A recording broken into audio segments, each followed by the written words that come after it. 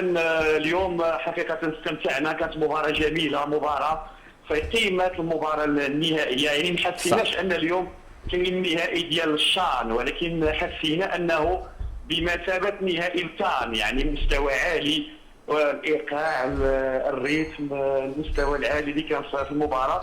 والشيء الجميل هو ان المنتخب الوطني كان دائما يعود، يعني بعد كل هدف يعني يعود بقوه، وشفنا واحد الهدوء.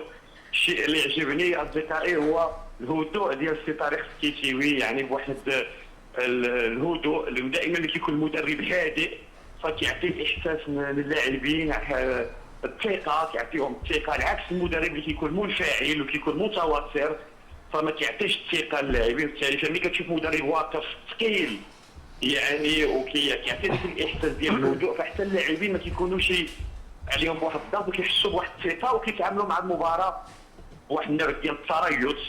وهذه من النقاط الايجابيه في هذه المباراه. اذا هنيئا لنا، هنيئا لنا بهذا التتويج المستحق، في انتظار ان شاء الله الكاس الافريقيه المقبله.